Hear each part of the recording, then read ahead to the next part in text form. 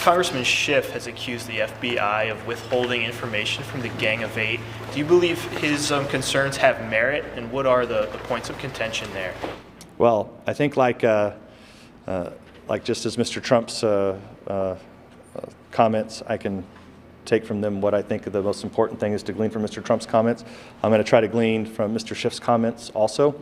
I think what Mr. Schiff is referring to, which I do have some concern about, is the Gang of Eight. It exists for a reason, and we are supposed to be kept up to speed on any pertinent counterintelligence investigations. If that did not occur last year, we need to understand, so in other words, if Trump or any other political campaign, anybody associated with Trump was under some type of investigation, that clearly should have risen to the Gang of Eight level. So what we'd like to know going forward is what is the structure of the Gang of Eight going to be? What will the Gang of Eight be read into? Because clearly we have some questions about whether or not last year we were read into everything that we should have been read into. So I'm not trying to translate Mr. Schiff's comments, but I think we share the concern over the timeliness of information given to us on counterintelligence investigations, especially involving Americans. Have you learned things that lead you to believe that you were not told? I mean, do you have reason to believe you weren't told things last year? We don't know. That is the question. It depends on the accuracy of multiple press reports that are out there that we've discussed many times at these press availabilities. Are you saying that Mr. Trump was under investigation last year? They did not brief the Gang of Eight? Well, the assertions have been that there were multiple investigations going on Trump or Trump associates. We have, as you guys know, we have no evidence of that. We haven't seen that. We're not aware of that. If that's the case, we'd like to know. And if it was the case, why didn't we know? We should have known that if there was an actual investigation. Especially through FISA, or if somebody tried to go to the FISC and get a warrant. Director Comey stonewalled you guys last week in a private briefing. Do you have any reason to believe that 2 weeks from now in this public hearing he'll be more open or offer up any more? Well, I didn't feel like Director Comey stonewalled us. I thought he told us what he thought he could tell us at the time. I know that others took that differently.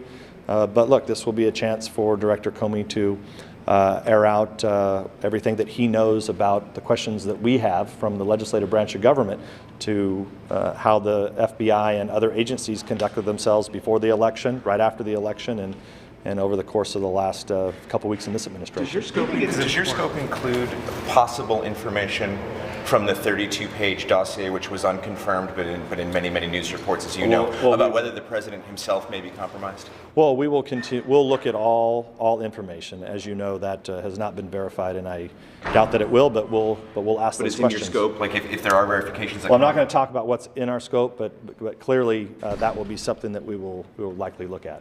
Do you still have full faith in Jim Comey?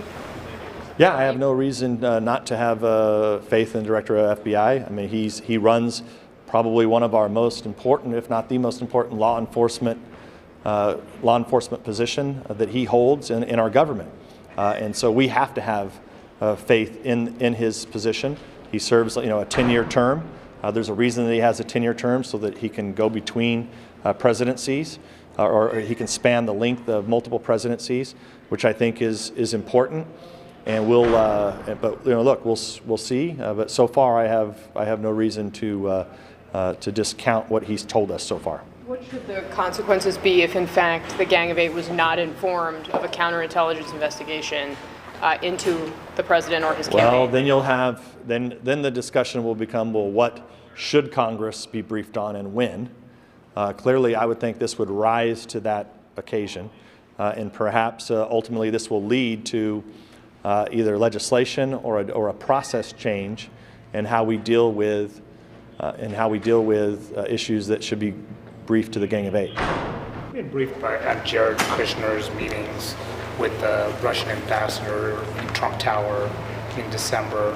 Has it been part of your discussion? No, but I know some of you are infatuated with meetings with the Russian ambassador.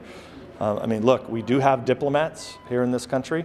Every country around the world has a diplomatic office here. It is their job to meet with all political parties, especially those who are now which in this case would be the incoming president-elect. So I know every single country around the world was trying to get a hold of the transition and the president-elect, and we should be very careful about casting stones at diplomats here in the United States, even if they are our adversaries or we don't get along with them, because remember, we have embassies and diplomats that are serving in the same role in other countries. And they have jobs to do there, even if it's uncomfortable. So I think that it is important for those of us in the legislative branch or the executive branch or people who are going to go into the executive branch to have really good relationships with the diplomats who are here in Washington. Does that mean, Congressman, you won't be demanding that they disclose the nature of their conversations with the Russian ambassador? Well, since when would we? I mean, I meet with diplomats all the time. And I don't disclose what I talk about with diplomats.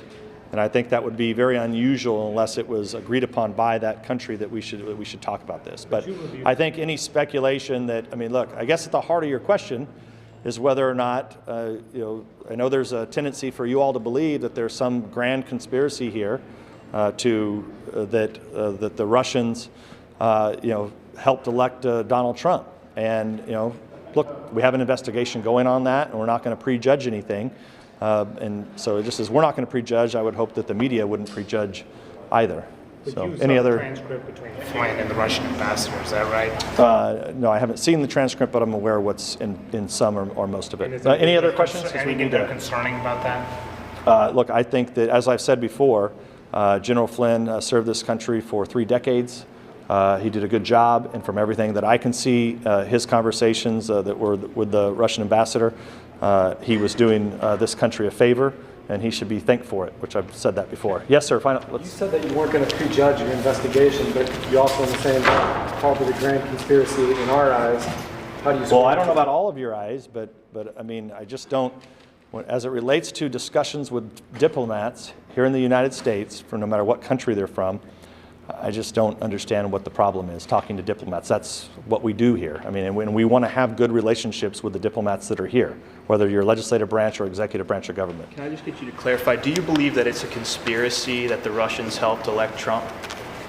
Look, I don't believe that to be the case. I don't think the evidence exists for that. But we are going to do our investigation, and we will figure out if there's any intelligence or evidence that suggests that in fact is the case. You don't believe the public assessment that the intelligence community put out in January?